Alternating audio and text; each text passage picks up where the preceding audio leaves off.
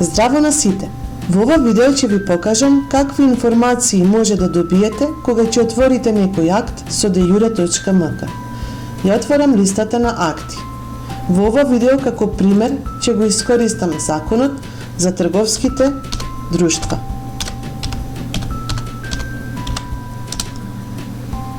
Бидејќи го барам основниот закон, ги исклучувам измените и дополните како и актите во сила и го отварам законот за трговските друштва.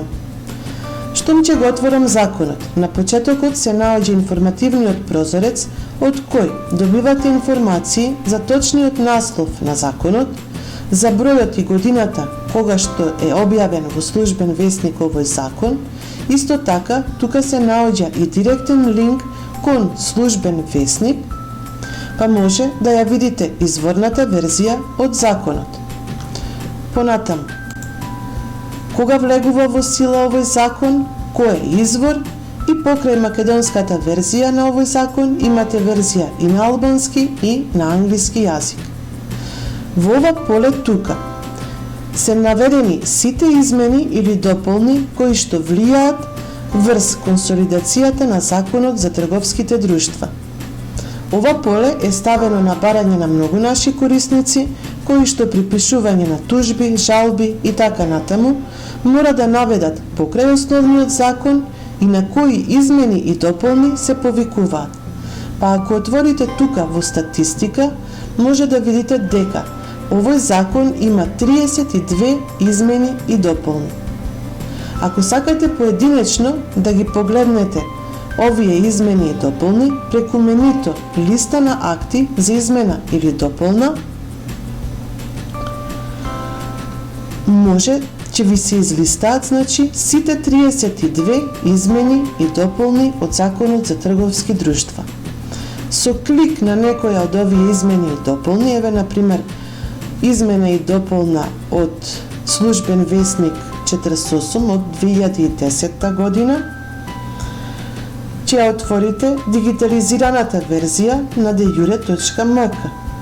И тука исто така има линк кон службен весник кој директно ќе ве однесе на страната број 99 од службениот весник 48, каде што се наоѓа законот за изменување и дополнување на законот за трговските друштва.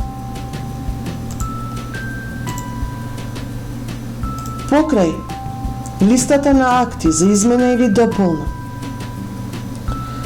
со законот има и поврзани подзаконски акти, па во менито поврзани акти се излистани сите правилници, уредби со законска сила, уредби, одлуки и така натаму, во кој во првиот член пишува дека се донесени врз основа на законот за трговските друштва.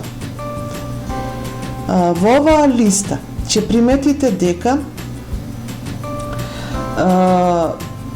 има правилник од 97 година. А законот за трговските друштва, кој го разгледуваме, е донесен во 2004 година. Причината поради која овој правилник од 97 година се наоѓа во оваа листа е таа што dejure.mk прави каскаден пренос на подзаконските акти од еден на друг. Што значи дека овој правилник од 97 година е донесен врз основа на законот за трговските друштва кој што е вон сила и кој што излегол од сила баш поради овој закон од 2004 година. Па неговите акти кои што се уште се во сила се префрлаат каскадно во законот кој што го извадил од сила, за да се има комплетен преглед на актуелниот закон. Значи,